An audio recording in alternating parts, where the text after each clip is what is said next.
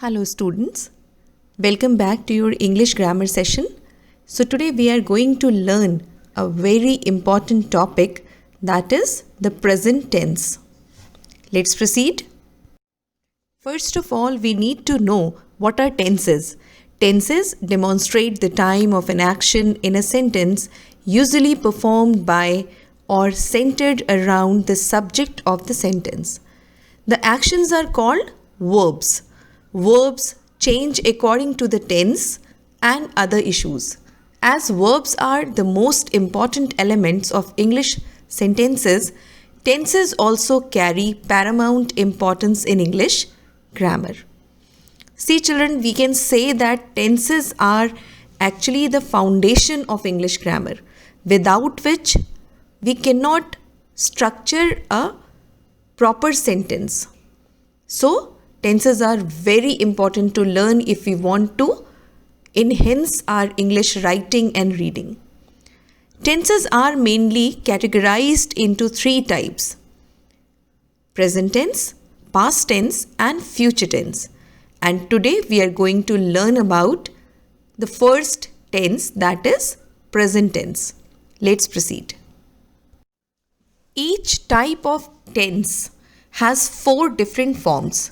We need to understand that present tense two have the same. The first is present indefinite tense. Second, present progressive or continuous tense. Third, present perfect tense. And fourth, present perfect progressive or continuous tense. Examples of present tense. We need to understand first in detail all these four types of tenses, the different forms of present tense. Present indefinite tense. The present indefinite tense, also known as simple present tense, which denotes a stative or habitual or eternally true action. Generally, simple present tense is used to indicate an action which happens always, regularly, every day, daily, normally, generally, usually, occasionally, sometimes, often, rarely, frequently, and so on. As we say that the actions which regularly happens, that comes under the category of simple present tense or present indefinite tense. We'll learn more about with examples.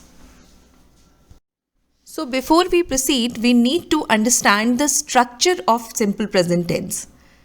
So, structure of simple present tense is subject, third person, he, she, it, singular number, plus first form of verb in simple present form, that is first form of verb, plus s/es, plus the rest of the predicate.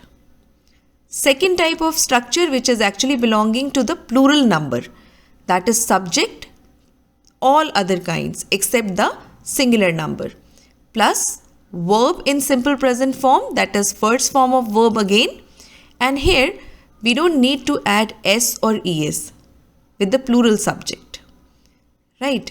And then rest of the predicate.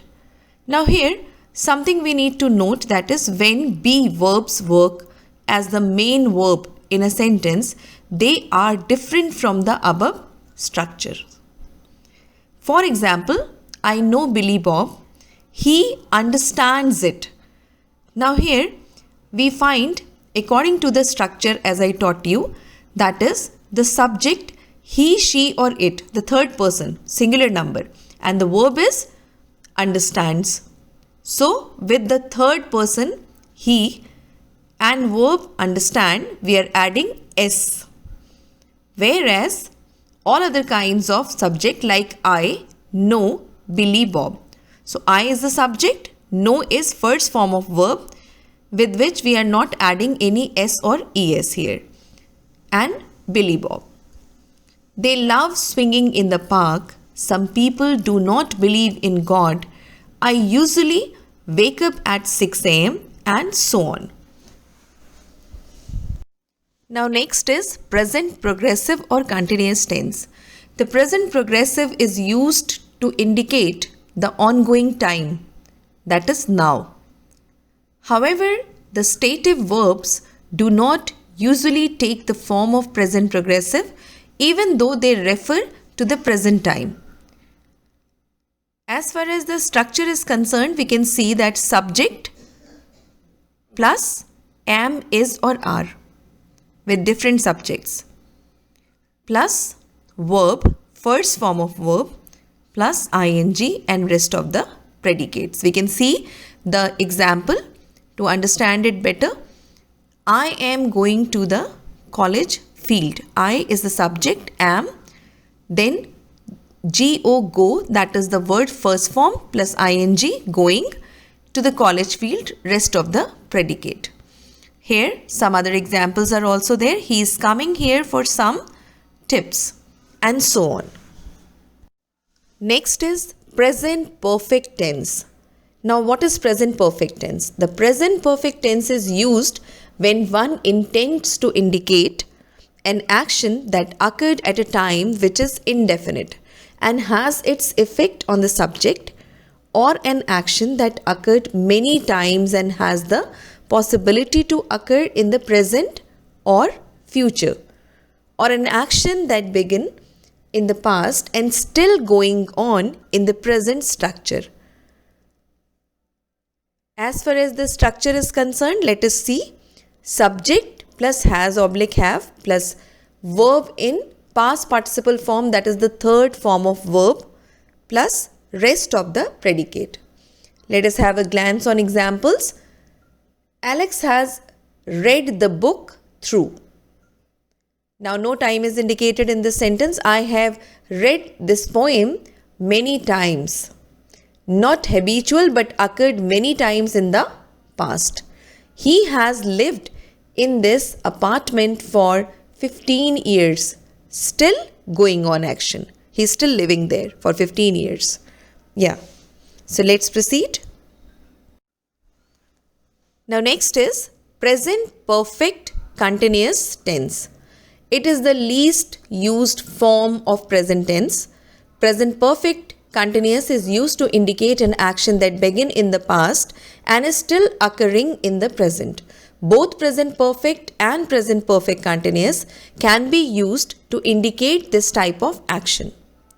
Structure is subject plus has oblique have plus been plus first form of verb plus ing plus since oblique for plus rest of the predicate.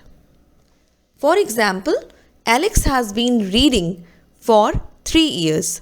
I have been sleeping since 10 a.m. Now here, as far as the use of since and for is concerned, for indicates the period of time and since indicates the point of time. Or in other words, we can say, children, that period of time means for which we are not sure about, that approximate idea. Whereas the point of time is actually showing the particular time for which we are quite definite or sure about. So, in that way we use for and since for different timings.